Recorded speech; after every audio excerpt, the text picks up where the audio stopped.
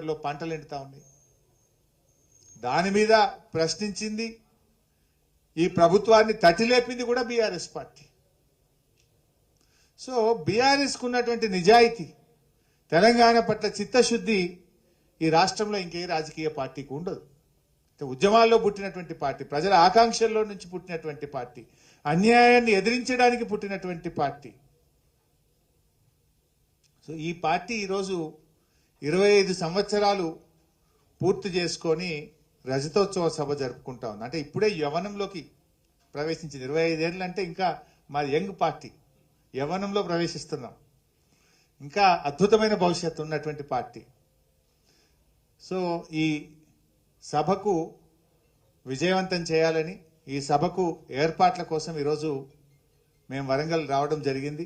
మా జిల్లా పార్టీ నాయకులందరూ కూడా గత కొంతకాలంగా శ్రమించి చాలా మంచి ఎక్సర్సైజ్ చేసి ఎన్నో గ్రౌండ్స్ కూడా చూశారు. మేమందరం కూడా ఇంకా జాగ్రత్తగా వీటిని పరిశీలించి మళ్ళొక రౌండ్ కూడా వచ్చి ఫైనల్ చేస్తాం. మీతో కూడా రెగ్యులర్ టచ్లో ఉంటాం. ఎందుకంటే ఇంకా వచ్చే నెల రోజులు ఒకసారి అసెంబ్లీ అయిపోతే ఎక్కువ వరంగల్లోనే ఉండి మీడియాతో కూడా ఇంకా డీటెయిల్గా మాట్లాడతాం. ఇవాళ కొంచెం మీకు కూడా ఆలస్యమైనట్టుంది. సో సహృదయంతో అర్థం చేసుకోవాలని కోరుకుంటున్నాం. ఏమంటారే, లక్షలాది మందితో, అంటే వరంగల్ చరిత్రలో కని విని ఎరగని రీతిలో అతిపెద్ద సభ వరంగల్లో జరగబోతా ఉంది.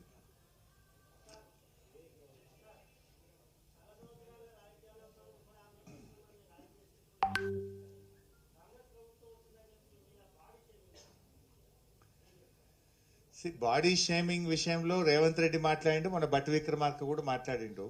నేను వాళ్ళలాగా మాట్లాడలేక కాదు, కొంత విలువలతో కూడిన రాజకీయం ఉండాలని నేను కోరుకుంటున్నాను.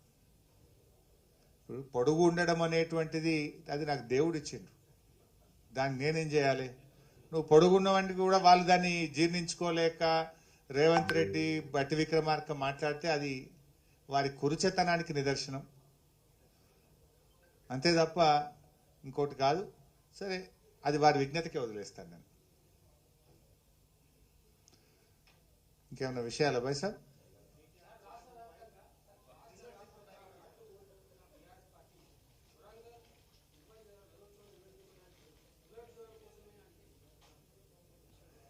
భాయ్ సాబ్, వరంగల్ ఉద్యమాల కిల్లా. వరంగల్తో బీఆర్ఎస్ పార్టీకి ఎంతో అవినాభావ సంబంధం ఉంది. ఇక్కడ ఎన్నో పెద్ద పెద్ద సభలు పెట్టినాం. గతంలో కూడా నేను ఇక్కడ ఎన్నికల సభలకు బహిరంగ సభలకు ఇన్ఛార్జిగా నేను పనిచేసిన అనుభవం నాకుంది. సో డెఫినెట్గా మాకు వరంగల్ సెంటిమెంట్ ఉంది. సో కాకతీయుల కోట ఇది, కాకతీయుల ప్రాంతం ఇది. ఇలా రేవంత్ రెడ్డి ఏమో కాకతీయ తోరణాన్నే తీసేస్తా తెలంగాణ ఎంబ్లంకి అంటుండు. కానీ మాకేమో ఈ వరంగల్ అన్నా, కాకతీయులన్నా, కాకతీయులు కట్టిన చెరువులన్నా ఎంతో గౌరవం ఉన్నటువంటి వాళ్ళం మేము.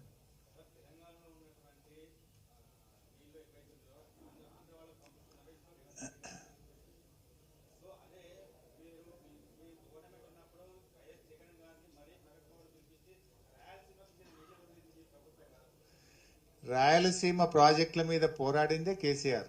మీరు అపెక్స్ కమిటీ మీటింగ్ మినిట్స్ చూడండి. రాయలసీమ ఎత్తిపోతల పథకాన్ని ఆపాలని పోరాడిన పార్టీ బీఆర్ఎస్ పార్టీ. రాయలసీమ ఎత్తిపోతల పథకం మీద గ్రీన్ ట్రిబ్యునల్కి వెళ్లి పనులు ఆపించిన ప్రభుత్వం బీఆర్ఎస్ ప్రభుత్వం.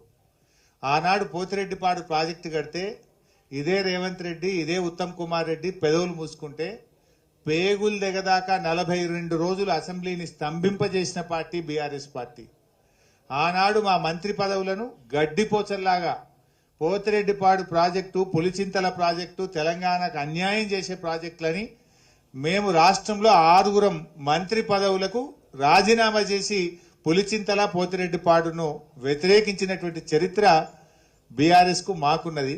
పెదవులు మూసుకున్న చరిత్ర ఉత్తమ్ కుమార్ రెడ్డిది మరియు రేవంత్ రెడ్డి గారిది.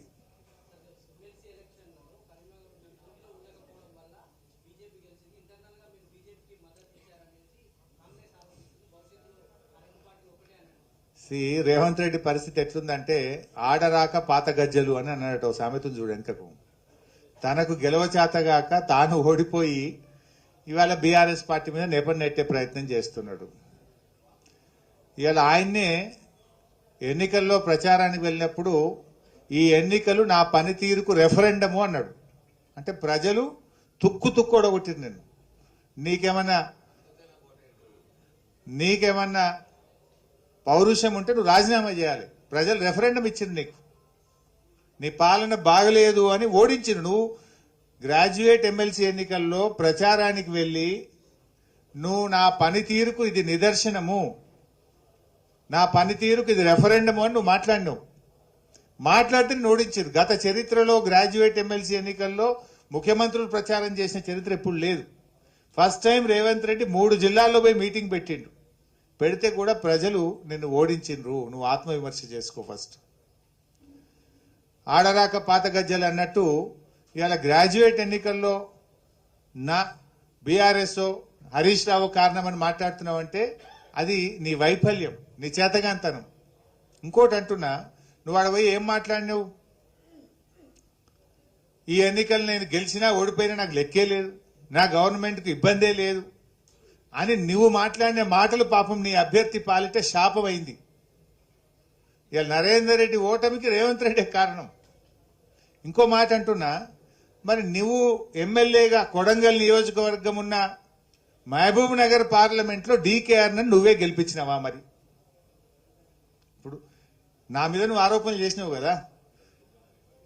మల్కాజ్గిరిలో నువ్వు సిట్టింగ్ ఎంపీగా ఉన్న మల్కాజ్గిరిలో ఈటల రాజేందర్ గారిని నువ్వే దగ్గరుండి గెలిపించినవా? సమాధానం చెప్పు. నీ సొంత సీటు కదా, నువ్వు రాష్ట్రానికి ముఖ్యమంత్రివి. నువ్వు కొడంగల్ ఎమ్మెల్యేగా ఉన్న మహబూబ్ నగర్ పార్లమెంట్లో బీజేపీ నువ్వే దగ్గరుండి మోడీ గారికి భయపడి గిఫ్ట్కి ఇచ్చినవా? బడేబాయ్ చోటేబాయ్ ఇద్దరు కలిసి మొన్న గ్రాడ్యుయేట్ ఎమ్మెల్సీలో బీజేపీని గెలిపించింది అనేది మా ఆరోపణ. చెప్పింది కదా చోటేబాయ్, బడేబాయ్ తుమారా ఆశీర్వాద్ హోనా అని.